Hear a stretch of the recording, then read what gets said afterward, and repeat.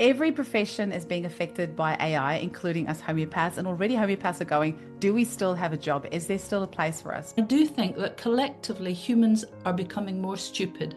We have all the information that we could possibly want at the click of a button, and yet young people hold very little knowledge in their heads, and I just think it's a shame. You've seen that people's ability to deeply think has definitely reduced. So I think there is a danger that we are losing our critical thinking and to be able to think deeply. The Repertory book is really a piece of technology, a database. It's not really a book, and it is in the form of a book because 200 years ago when it was invented, it was the technology they had. They're both useful, but there is something as far as learning is concerned, that active learning with the physical touch will take precedence over passive looking at the screen every time. Today we are diving into a conversation that has been brewing for a little while as artificial intelligence and computer repertories become more and more prevalent, and some schools are even choosing to only teach using computer repertories. This begs the question, is the book repertory becoming obsolete? Now, before anyone rushes to defend their beloved Kent or synthesis or throws their repertory into the recycling bin, this episode isn't about choosing sides. It's about exploring one of the biggest questions facing homeopathic education and practice today. As technology transforms the way we work, learn, and think, homeopathy is no exception. Students now have access to sophisticated software, digital databases, semantic search tools, and even AI-powered repertorization systems that can process information in seconds. So naturally, we're left wondering, should we still be teaching students to painstakingly navigate a physical repertory, or is it time to embrace the digital future? To tackle this fascinating topic, I am joined by an incredible panel of guests, each bringing a unique perspective to this discussion. We have the wonderful Hilery Dorrian, who offers a passionate and thoughtful defense of the traditional book repertory and the deeper learning, discrimination, and clinical judgment it helps cultivate. We have the ever-popular Marcus Fernandes, educator and longtime advocate for balancing innovation with the preservation of critical thinking and human connection in homeopathic practice. We welcome back recent guest Marco Ruggeri, creator of cutting-edge AI-assisted repertorization software called Similia, who challenges us to rethink what a repertory really is. Is it fundamentally a book? Or is it actually a database that modern technology can help us navigate more effectively? And joining us for the very first time is Jay Carter, educator, researcher, AI enthusiast, and nephew of the late, much-loved Robin Murphy. Jay brings a fascinating perspective on both the possibilities and the pitfalls of artificial intelligence, especially when it comes to learning, clinical practice, and preserving the role of the practitioner. Together, we explore some big questions today. Can AI make us better homeopaths, or could it weaken our ability to think critically? Do students learn differently from books than from screens? Is technology enhancing our profession or quietly replacing essential skills? And perhaps most importantly, in a world increasingly driven by algorithms, what role does human judgment, intuition, and connection still play? What unfolds is a respectful, thought-provoking, and surprisingly balanced discussion about the future of homeopathy. Whether you're a die-hard book lover, an enthusiastic early adopter of AI, or somewhere in between, this conversation will challenge assumptions and leave you thinking deeply about how we learn, practice, and evolve. So grab a cup of tea, settle in, and join us for this fascinating exploration of tradition, technology, and the future of homeopathy. And yes, in case you're wondering, this intro was written with AI. There's no way I could write something this succinctly and thought-provoking. So I chucked in the transcript of the episode into AI, and it's given me this lovely intro. I hope you've enjoyed it. Give me some feedback. Hop into the Homeopathy Hangout podcast Facebook group and let me know what you thought of this intro. Personally, I think it's pretty good. And no, the AI did not tell me to say that. So join me in this conversation with Hilery Dorrian, Marcus Fernandes, Marco Ruggeri, and Jay Carter. Enjoy the episode. Welcome to the Homeopathy Hangout podcast, where we discuss all things homeopathy from around the world. And now our mum and your host, Eugenie Kruger. Hello, homies, and welcome to a really exciting episode on Homeopathy Hangout podcast, where I have some awesome people that we're hanging out with today. We have the incredible Hilery Dorrian. Hi there, everyone. Marcus Fernandes. Hello, everybody. Marco Ruggeri. Sorry, I don't know why I always want to do your accent with an Italian, like your surname with an Italian accent. And Jay Carter. Welcome, Jay. Hi, how you doing? Thanks Good. for It's having me. so cool to have you here. I heard that you are the late, much loved Robin Murphy's nephew, and Marcus has put you in touch. All the others have been on the podcast before, and we all know each other, but never met before. So welcome to the show. Thank you. Thank you for having me. Yes, I am Robin's nephew. Worked with him half my life. Yeah. Amazing. Great. Well, Hilery, I'd like to start with you. Now, this conversation, I'm not sure we're going to title this episode. I'm thinking, is the book repertory defunct? Is the book repertory dead?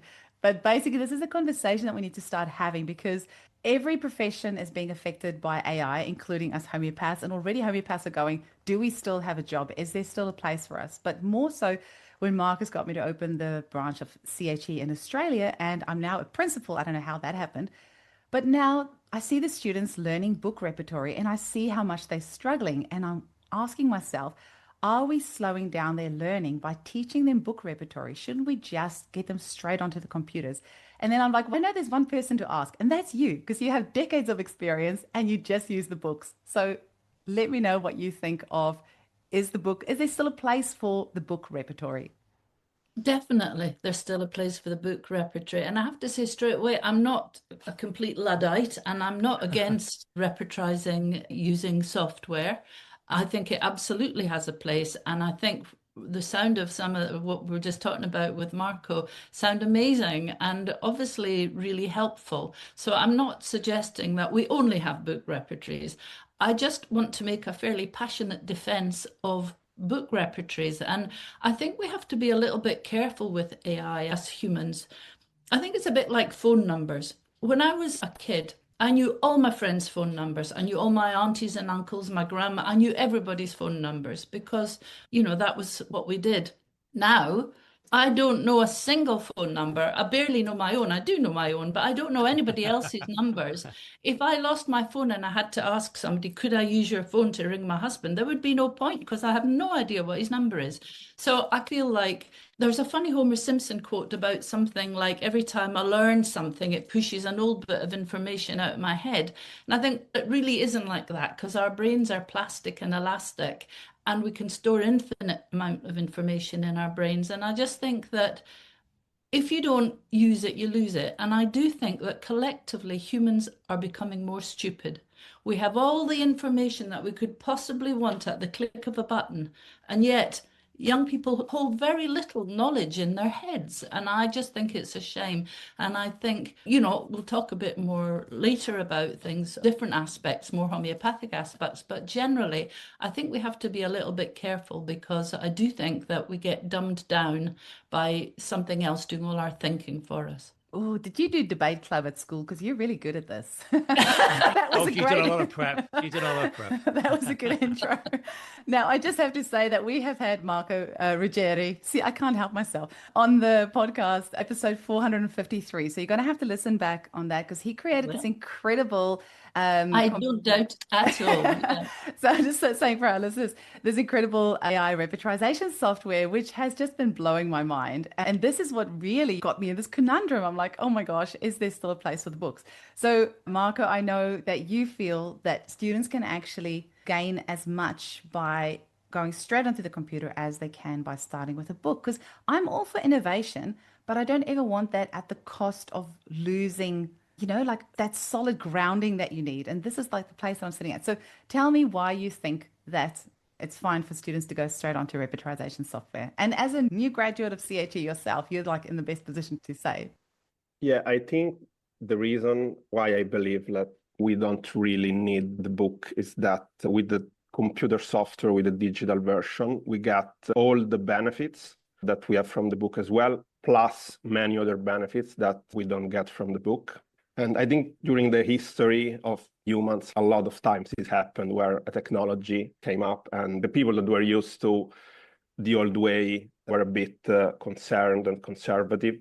And they have researched a bit like the topic. And of course, going back from the printing press, moving to the abacus with the calculator. And like more recently, I was reading about the law schools where they had those huge law libraries, which now has been mostly converted into digital database, because the reason which I think it's similar with in our case with the repertory is that it's much more easy to search and it allows much more tools to use. And also one thing, I think that the repertory, like I'm not like we have to ditch all the books and go digital. Actually, I think that there is a difference in learning in some ways, but I think the repertory book, it's really a piece of technology, a database. It's not really a book, and it is in the form of a book because 200 years ago when it was invented, it was the technology they had. But actually, it's really a database, and with the technology we have today, a database, it's much more easy to use to consult in a digital way. So that's, I believe, how I am like envisioning the... I didn't really think about it that way. So you're saying the repertory in its essence is actually a database, which Yeah, actually is exactly. I kind mean, yeah. of course, it looks like a book. It is a book in a way, but it's not a book compared to like a novel or a philosophy book, like the Organon. Like I much rather read the Organon with the physical book compared to the digital version. And I think there are reasons and studies why it might be better, like reading that kind of book in a physical way. But yeah, if you look at the repertory, it's just really a database, basically. And that's why I believe accessing it with a better technology, it's more helpful. And I don't think it's only about AI. Of course, AI is actually a further an answer. But yeah, even before AI, I think we could have the argument just with the technology of like databases and tools. Okay, I like that. Now, Jay, Marcus was saying you have just recently done a webinar on AI. I'd love to hear a bit more about that and what your thoughts are. Yeah, thanks. I just did a couple months back. I did a webinar on AI and homeopathy because, like you said, this conversation is coming up. People are using AI, and I focused on, some of the basic points of what it isn't, what it can do, what it can't do, and what people should be aware of, especially if you're using it for homeopathy or any sort of medical or health type of situation. Actually, I've got a couple of lectures coming up at some universities in Tokyo on the same topic. And so, yeah, I think as far as AI, it's amazing tool. Marcus, I tell you, we've both kind of excited in that realm. I know Robin would be really excited in that realm. I was up till 3:30 a.m. the other night trying to mess with an OpenClaw installation. So all of that's fascinating. But as far as the books are concerned, and I agree with Marco, like the repertories and the materia medicas, they are basically databases. And that's how software are able to be useful in repertorizing and whatnot because of the data points in there. And I noticed with Marco's software, they've got the semantic search in there, which is makes it even more useful because the problem before would have been language, right? If you don't put the exact same text into the search, you're going to not get what you're looking for, whereas semantic search can help that. So I agree in that regard. I don't think the books are outdated, so I'm with Hilery on that point as well. And maybe I'm a little biased because Robin put the repertory in Materia Medica, etc. But there is definitely a need for those. There's a variety, like portability is one. Also, what do you have on hand? There's also, as far as learning goes, that active engagement versus a passive engagement, which you're doing on software, is very much important. And so I don't think, as far as learning goes, we should get rid of the books. And I think software can be useful. And Robin would say, and he said it in a variety of lectures, is that with the software, like he had some of his books in the software and whatnot, and he think they were great tools, but the homeopath, the practitioner needs to know how to work through those problems themselves and not rely on the software. And that's what you get when you only go directly to software and you skip those other steps. I agree. Marcus, I'd love to hear from you as well. What are your thoughts? I remember Robin saying that as well, Jay, what you're saying.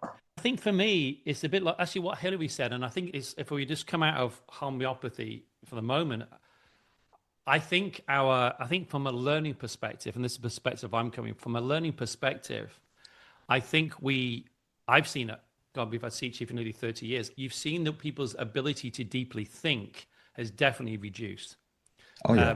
And to actually, because we all do it, we're constantly surfing or very superficially getting our information, and it's in bite size very quickly, be it social media, whatever it is online. So I think there is a danger that we are losing our critical thinking and to be able to think deeply. And to me, the repertory has always been a tool. It's just a tool into the materia medica. That's what it's for, isn't it? To get into the materia medica. But it's the perception of what needs to be cured. That's always, I think, got to be the top of the list of when you have a client and patient in front of you, whatever rubrics or choose and whatever. It's about that perception of what needs to be cured. Otherwise, computer repertories, every time you put the information in and the top remedy came up, you give it, it would work 100% of the time. It doesn't work like that, does it? It is just a tool into the materia medica. So listen, I'm a big, look, I'm always split. I talked about homeopathy a few years ago at a conference in Bali, as Eugenie and Hilery remember. Half the audience wanted to kill me. That's in the audience. And the other half were like, what the hell is this? So I have a love-hate relationship. I love it. On one side, I think this is the most amazing thing since the invention of fire, not the invention, the discovery of fire. And then on the other side is that, oh my God, this could be a dystopian thing. So my feeling is, I think books are still useful. And I know Marco's not saying don't have books at all, but I think from a learning perspective, when you're looking at the repertory, especially when you first get into it, you look at the page in the book and then you go, oh, look at that on the other page. And there's a different sort of way of sort of learning and information. And as you said, when you just, I think it's the over-reliance on technology. I think this is the thing. If we just passively, as you said, then I think there can be a danger there. So yeah, I'm like that. I'm one side then the other. I think it depends how and when you use it. We've been doing a lot of repertory exercises with the students in our workshops the last little while, and it's been so fun for me after I studied in 2010. And so to kind of do that all over again, try to think as if you don't know how a repertory works, like trying to think like a new student again. It was actually quite interesting. And seeing the little lights pop up for them as they are doing these little repertorization exercises. And then exactly that, their eyes are going over the page and then they see things over there that they wouldn't have thought of. But then I was thinking to myself, you can kind of do that with computer software as well, because you can see like a wider variety. And so I'm like, can you really not do that with software as well as you can with a book? Any of you feel free to pipe up at any stage. I would say not to the same level. I think they're both useful, but there is something as far as learning is concerned, that active learning with the physical touch will take precedence over passive looking at the screen every time. That doesn't mean that these tools aren't useful. They're absolutely useful. And I think with AI, like I mentioned, the semantic search is going to make the software much better than it has been. And then I'll derail just briefly here for a second here. Robin would say the repertories aren't first anyway. He would say you need to know the remedies first. Materia medica, yeah. Materia medica is secondary if you haven't worked through it yet. Then you go to your research volume. So it's always your learning first to be centered. So that would even fall into the same place with software. He would always say you need to learn those remedies first before going to any of that. So that's a good point. Yeah, no, I think that's a really good point. And again, I'm absolutely not saying that these things aren't great, and Marco's software sounds amazing. But the things that if I had a college, I would probably say we're going to do the first 2 years, say it's a 4-year course, something like that. I would say the first 2 years, you're going to use your books, and then we're going to bring in, I just think that having a grounding, I think the danger sometimes with using computers is it lessens your discrimination. And it's so easy to input symptoms that you might input more symptoms than you would if you were using a manual repertorization. And when we lose our discrimination, we sometimes lose the essence of the person or using the really important symptoms. And as we all know with computers, you put rubbish in, you get rubbish out. And I think that they would probably be able to use the computers more effectively by having more of that discrimination that has to be learned. And like you say, Jay, learning it alongside learning the remedies, it's really important. And what you were saying about the software, even putting patients' words into symptoms, I would not like that, because I think our human ear is it has to be, we have a heart and our ears linked to our heart, and we look at their expressions that somebody is saying something with. And we are going to lose such a lot of nuance if that's, I'm not saying it isn't a great tool sometimes. I'm not saying that these things couldn't be wonderful if you had like we've been in clinics in the Gambia where you're seeing so many patients that if you could do something, I'm not saying they don't have a place and that they're not brilliant. And I'm not saying that I wouldn't ever use one, because that sounds like something that could be really useful sometimes. But generally, I would not like to have my patients' words deciphered by a computer. I think we lose the heart and we lose the nuance. And yeah, it just my feeling. And as I say, I'm all for computer repertorization. I really am. I don't, but it's just because I grew up, I'm old now and I grew up using books and I never You're really not saw old, Hilery, come on. Sadly, I am. But anyway, it's not that I'm really against them, but I do think we have to be careful of losing that heart that's really important. Well, I talked about this. I talked at a Elevate conference, and my title of my talk, and it was about AI and everything, was More Human Than Ever.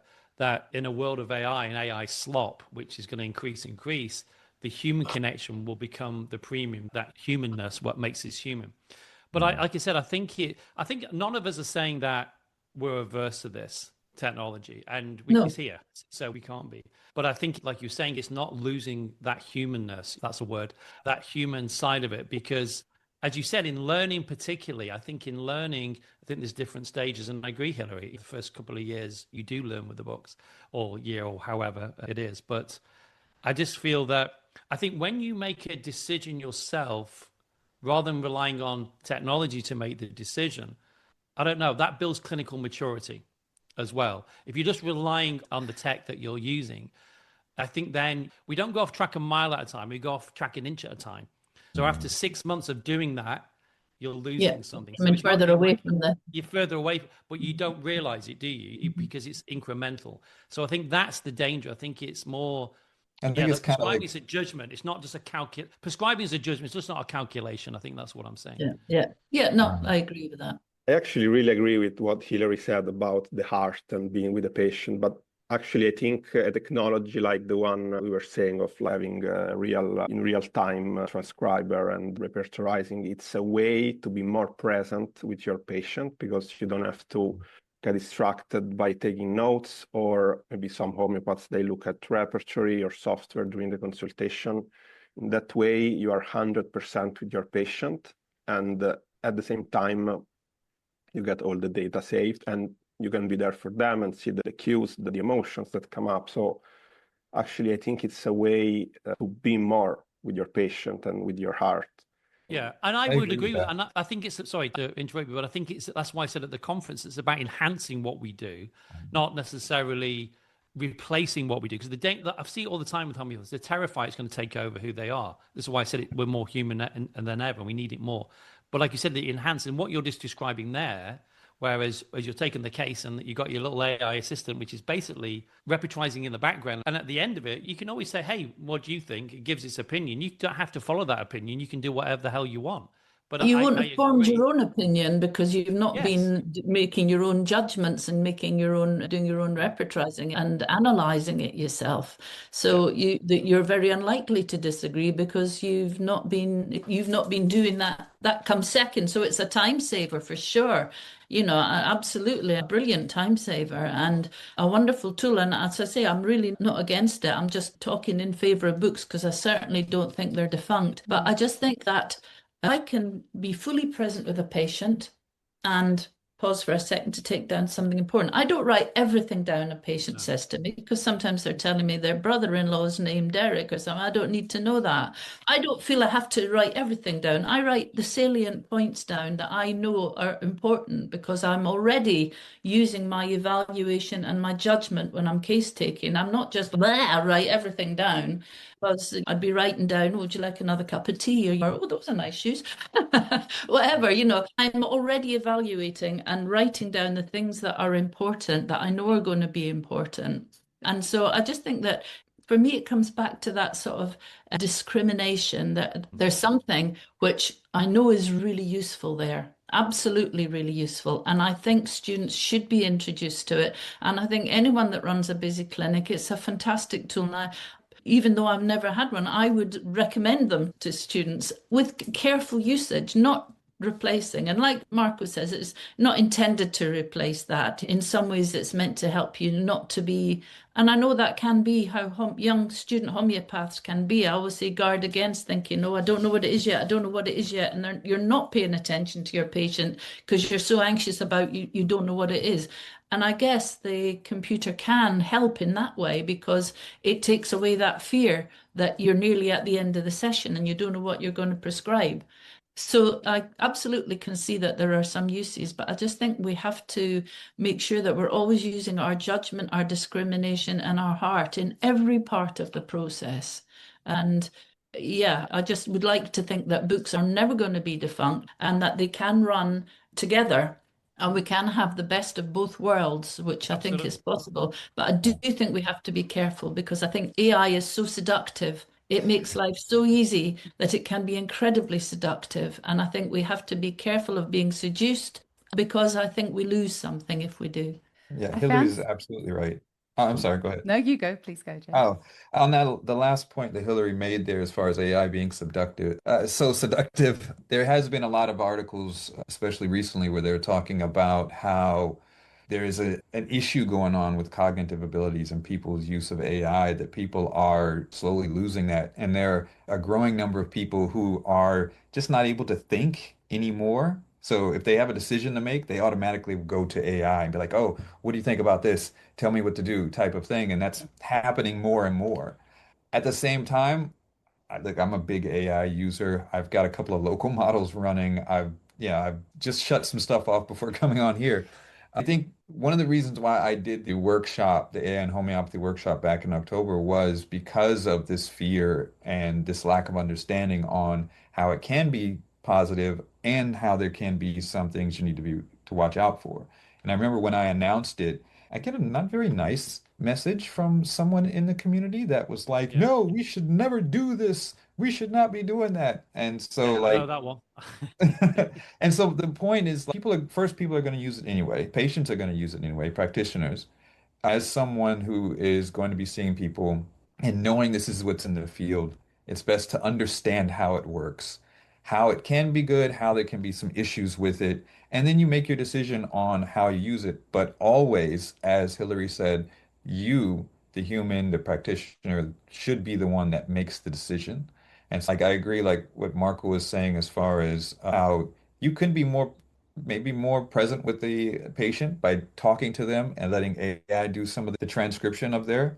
I would just say before you look at what AI has decided, you You make up find your own. Yeah, you that's a make up nice idea. your diagnosis, See if it and backs then you you can up. look at Yeah. that and see if it corroborates what you're saying, but you always stay in the driver's seat of that. Yeah, Mm. that's a nice Yeah. way of thinking about it, that it's there as a backup for you and that you are still doing that work and still and then looking and going, oh, that's an interesting idea. Oh, I see Yeah. my choice was second. It's the second thing coming up. I'm going to have a little sift.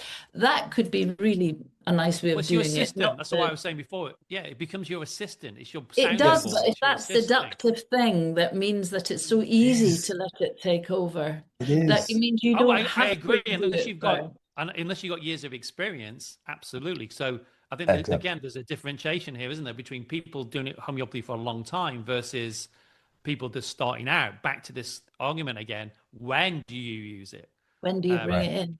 Well, Yeah, that When was do you the yeah. bring it in? problem because CHE has been running for almost 30 years. And so when Marcus got me to open the branch in Australia last year, he also said, which he shouldn't have done, Eugenie, you make it your own. You can do whatever you want. And I'm like, ooh, so many options. So then I was like, well, when do we introduce the computer repertory? Do we do it sooner? But it always comes down to me, for me, like I said, I don't want to lose any.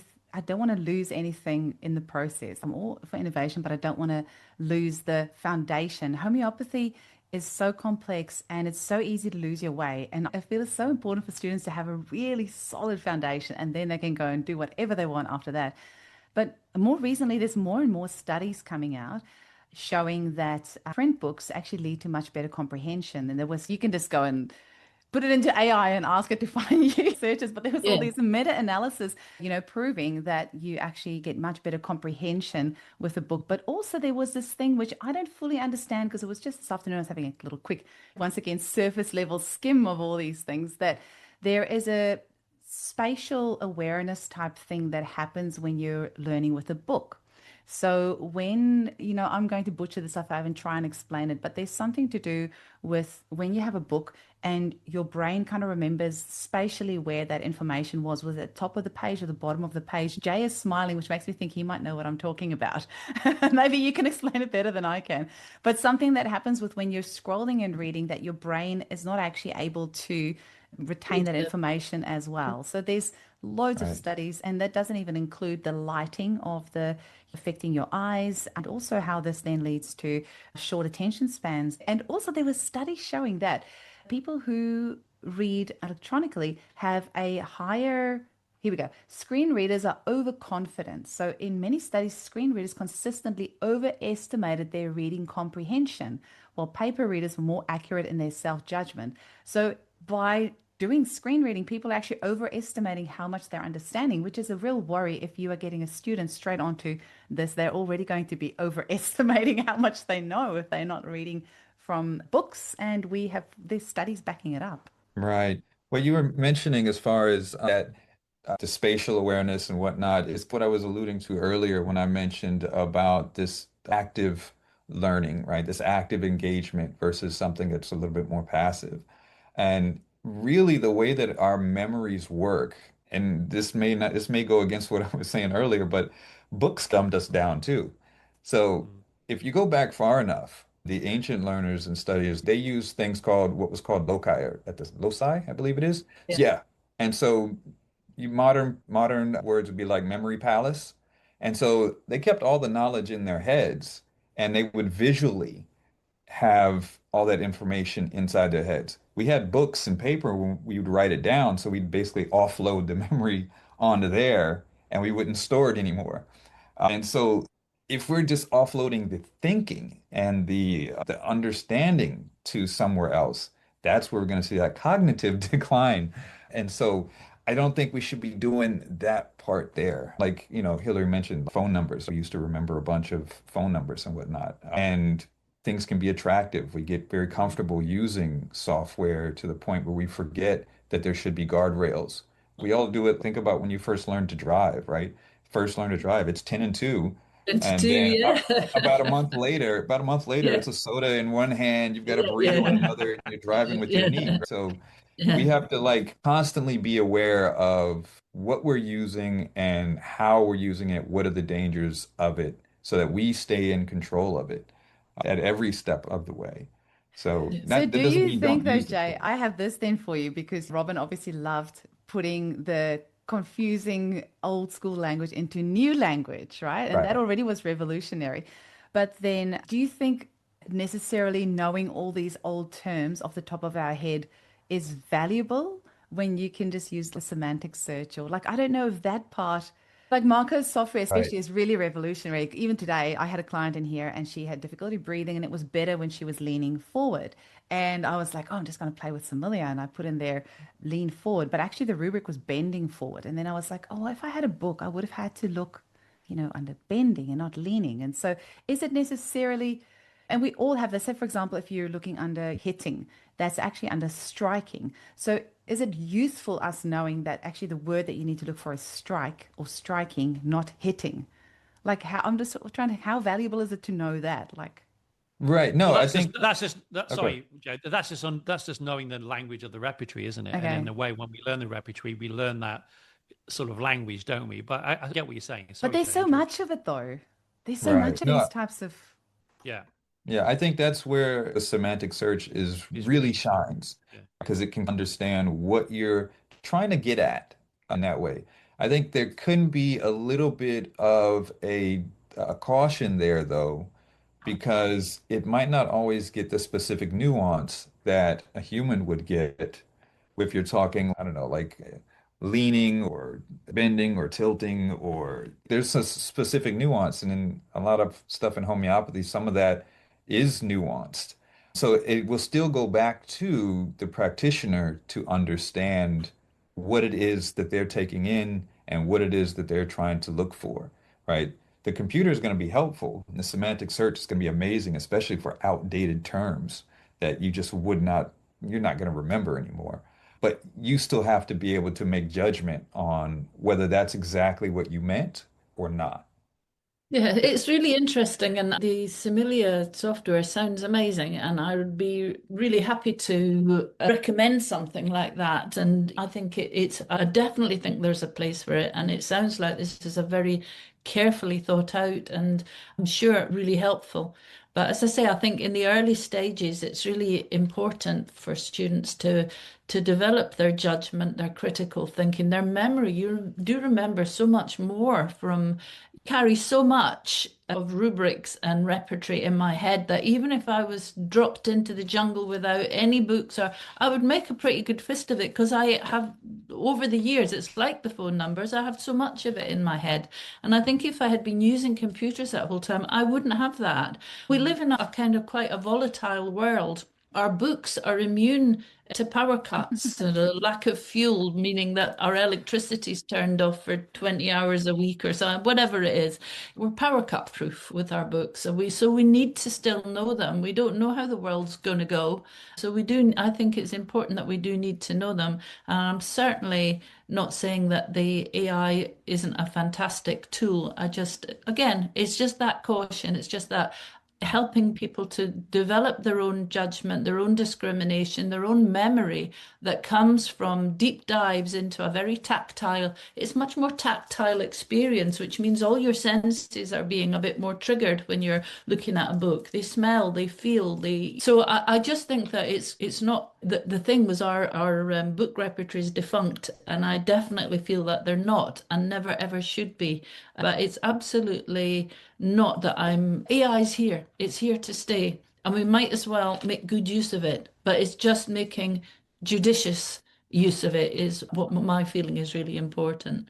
Going back to what Eugenie was saying about the research he found, is something I came up as well. And that's why before initially I was saying other books like The Organ, even Materia Medica in some situations, I think it's better to use the physical books. But with the repertory, again, my view is that it's really, we see it as a book, but it's a database. And also what we came up about the page, that you can see the rubrics around, that's something you can do as well on the software. And actually, you can do more with the software. For example, what you could do is that you search for a rubric on the semantic search, and then you go basically on that page on the digital version. It's a way that you find rubrics with the semantic search where you probably might have not found or issue finding them. I'll share the screen for you, Marco. Are you meaning in here? For example, like if you've done a search here, you can just click on this and it will tell you what the page number is in the physical book and how often it occurs. Yeah, no, I meant something else. So if you just make a search on the repertory, search anything you want. Yeah, actually, you have it here. So you see on the right of MetaRep, you have an icon and then you have another icon. So if you click that, basically you go to the version, like to the book version, where so it explores the children's section of the MetaRep. So you can actually just scroll through there. Yeah, and you can also click, there is a button on the top right, it's like the expand. So this is the collapsed view. Is this the And that one. This one? Yeah, that one. So if you want to have a view more similar to the book, where obviously all the rubrics are expanded. Gotcha. So you can look at it this way as well. Okay. Exactly. You can make a search and then it looks brilliant. It does look really good. But yeah, by the way, I really don't want to make it look like I believe AI or softwares like they're gonna make prescription and they're gonna do everything. I think they are tools and they can help us doing our job better, but always the decision should be of the homeopath, and the software is never giving, like the physical book, like the physical repertory, it's never giving an answer on a prescription, on a remedy. It is giving an information, it is pointing to the Materia Medica, but then even in the Materia Medica, it's about to us, the homeopath, the practitioner, that makes the decision. And yeah, I think software just help us doing it better. And yeah, I know like technology can be scary, but I think overall, usually technology is neutral. If you see, I don't know, like social media, obviously they can be really bad, but actually they can be good. You can get in touch with people all around the world that you lost touch, or even now, like we are having this conversation, everyone on different parts of the world, thanks to technology. So yeah, I think in homeopathy, it's the same. It's neutral and it's up to how we use it. I like the example from Hilery. When you do a manual rep, of course, it's like much more time consuming, so you tend to use less rubrics. And when you use the software, there is the risk that you do a repertorization. It's very quick. You just click a button to add the rubric to the grid, and then you have 20, 30 rubrics, which is not ideal. But again, it's just a tool. It's about how we use it. Yeah, and you know, I totally agree with you that it's a really valuable tool. And as I say, AI is here to stay, and it's a wonderful resource that we have. And if we didn't use it, now we say here, you're throwing the baby out with the bathwater. You don't like a bit of it, so you get rid of the whole thing. And I certainly think you shouldn't be throwing the baby out with the bathwater. We should make sure that we do understand it and we use it where it works for us and where it suits us. And we're all going to have that to a different extent. So I agree with you, Marco, and I think what you've created sounds wonderful. And I just think that early stages of learning, your learning can be enhanced by these things. It's not that they always have to dumb you down. Of course, they make life easy and they allow you. So I absolutely agree. But I do just think that the books for me are really important. And I think that for students that this should be part of their education. They need to be aware of how wonderful they can be, how much time they can save, how in-depth they can be. If they're struggling with a case, it's like Marcus says, it's an assistant. It's like having somebody else there to help you that you weren't getting this case at all. And now you can look up what the analysis is of the case, and you can go, oh, that's really given me an in to then use your own thinking of it. So I totally agree. It sounds wonderful. And you said at the beginning, Eugenie, are we going to be replaced? Are homeopaths that people will pay to come and see going to be replaced by, if you think that maybe you pay a homeopath, let's say £100 when you go to see them, and you maybe see them 6 times a year, and you're maybe going to be doing that for a lot of your life. Could you just buy a program and tell it all your symptoms and get the remedy out? And will it, as lots of jobs have been now replaced by AI? And is that a worry? I personally don't think it is a worry, because AI can't hold your hand. It can't dry your tears. And crucially for me, it can't make you a cup of tea. So, I think there might be people who would do that, who would use it that way, but I don't think most people would. So I don't think, for me, that aspect of it isn't a concern, really. I think the amount of people who would do that are so small that it wouldn't interfere with our place as homeopaths. I don't think that would be a concern I would have. It's because people, as I was saying before, about it's more human than ever. People want that human connection in this world of AI slop, which will get worse and worse. It's a bit like music. I always think the analogy of music. You remember you used to buy an album when you save all your money, buy an album, you study that album, that physical vinyl, you put it down, you listen to the music. Now Spotify, any song. But isn't that brilliant too? It really that's is, brilliant, amazing. But what's become the premium?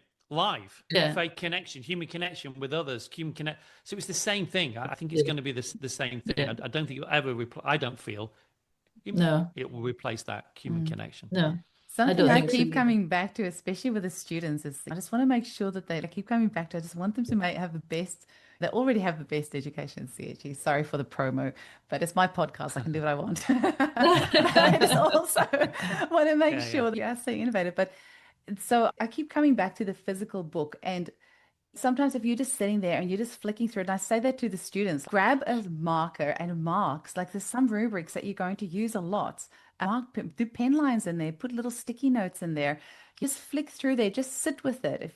Just sit with it and flick through it and just read, because there's so much that you will find in there. And you just don't get the same with a computer. I don't know, maybe I'm getting a little bit older now, so my eyes get a little bit more sore from sitting here watching the computer. But there's something really great about just sitting there with a book and flicking through it and just letting your eyes go over the repertory, and words will stand out to you and it'll catch your eye and you'll go, oh, I've never heard of that word before. Like one of our repertorization exercises, Elaine found a rubric in there, something to do with railway spine. And they were like, what's railway spine? And so Railway spine, that's nitric acid, railway spine. Yeah, that was actually the answer. That was the answer. It was Marcus's headache case. Remember how you gave us yeah, so there's all this random stuff that you find when you just make friends with your book repertory. I think it's so important. And yes, exactly like you said, with the strange times that we're in, we don't know how much longer we're going to have electricity. So it's important to know your book. Yeah, I just think the future is both. I think as far as training, I think the books are important.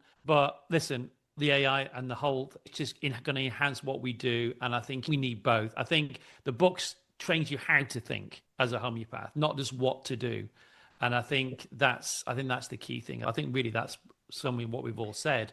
It's like we need both, don't we? But I think you've hit the nail on the head, is that teaches us how to think. And because you see the chapters and you see the layout of it all, it's really hard, I think, to get the overview of the repertory if you're just using a computer.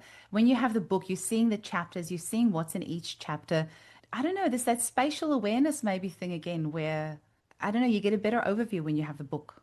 Yeah. Again, it's active learning, that active engagement versus passive. It's just how we are, how we're wired, and it's going to be more beneficial in that regard.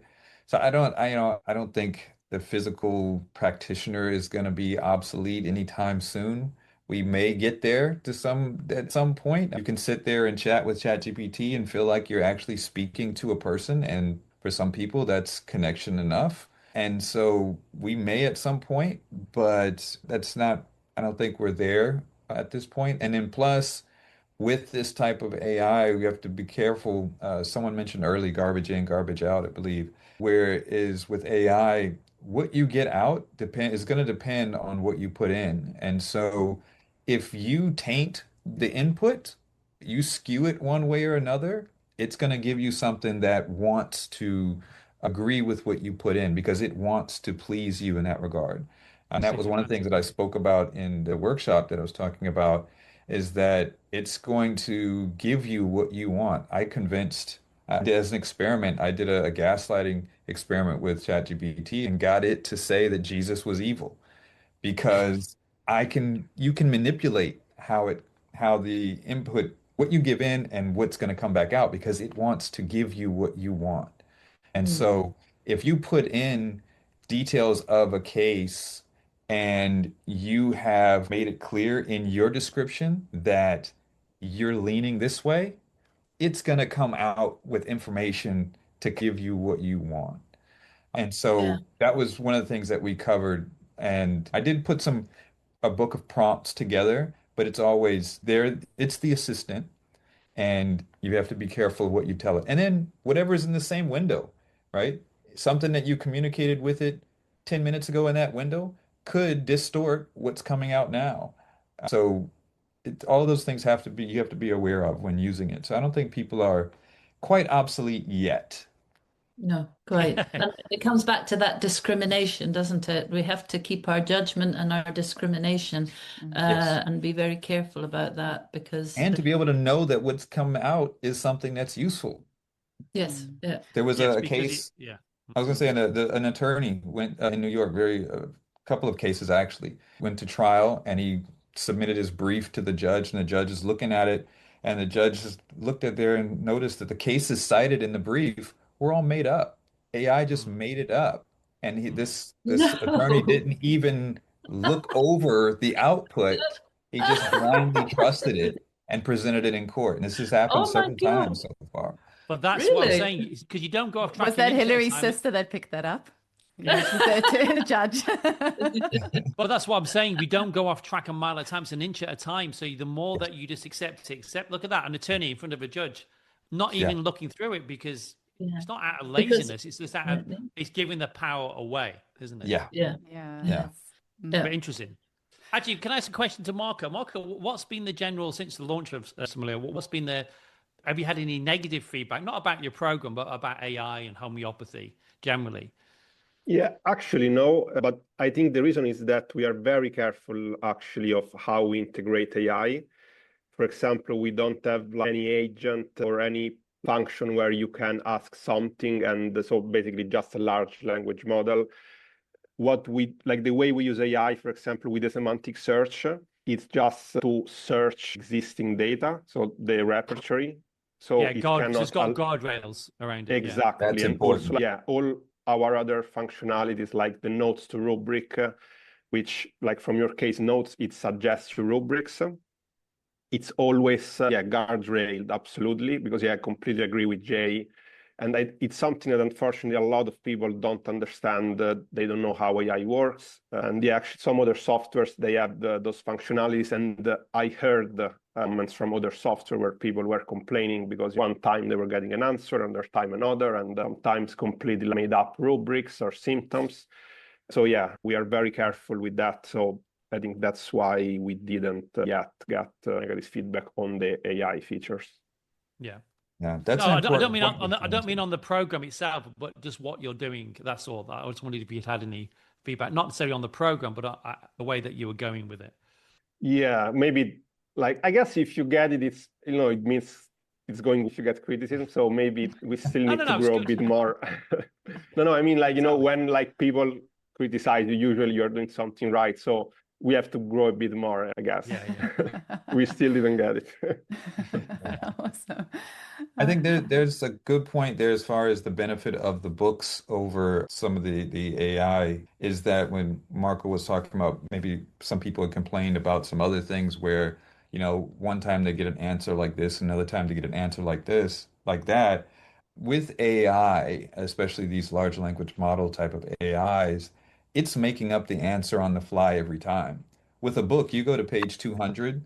The information on page 200 is there every time. It's the exact same thing. It doesn't change. With AI, 200 gets rewritten every time you ask it a question, and so the information can change. So you may be getting something or you may be missing something at that point. And it's just, again, it's about being aware of what it is and how it works so that you can use it effectively when you do use it, if you do. I want to be respectful of your time because I know most of you have about an hour cap, but I also just want to round it up because we did bring AI into here a little bit as well. But I guess it's not, it sounds like what everyone is saying is it's good that we have computer repertories, and it will speed things up. But at the end of the day, it's good to have the books for your foundation and to understand how it all works and the layout of it all. But then we do have computer software and there's AI as well. So not just AI. Yeah. But there's computer repertorization software that really speeds things up for us. But it's important to have the book so that we can understand where it's all coming from and keeps our mind sharp. You do get better comprehension with a book. And we've got all these amazing tools and we need to use them judiciously. Did I cover everything? Yes, that sounds good. And I'm so grateful that everyone was so respectful and everyone's like really agreeing with each other's choices. And it sounds like at the end of the day, we're all on the same page, even though we use different tools in practice. So it's wonderful. May our profession continue this where we're all able to come from different places, see things in a different way and still have a respectful conversation. And I think that will be for the betterment of our profession and hopefully society. Thank you so much, Hilery, Jay, Marcus, Marco. I really appreciate your time. And would you mind if I plug one thing really quickly before we leave here? Yes, go for it. I just launched first on the AI and homeopathy. The workshop is available. It's up for free, the replay. Anyone can go and watch it. So you can come to Lotus Health Institute and check it out. But also today I just launched a Robin Murphy Memorial Scholarship for anyone who wants to take the Lotus Health Institute program. Wow. Submissions are going to be open. And so this will be the first time announcing it anywhere. I haven't even sent it out to our mailing list yet. So for anyone who is interested, it's live on the website now. Amazing. So Fantastic. lotushealthinstitute.com, hey? Yes, lotushealthinstitute.com. Excellent. Thank you so much. Thanks, everyone. Thank Bye. you. Right. Bye. Thank you. Bye-bye. Bye-bye. Bye-bye.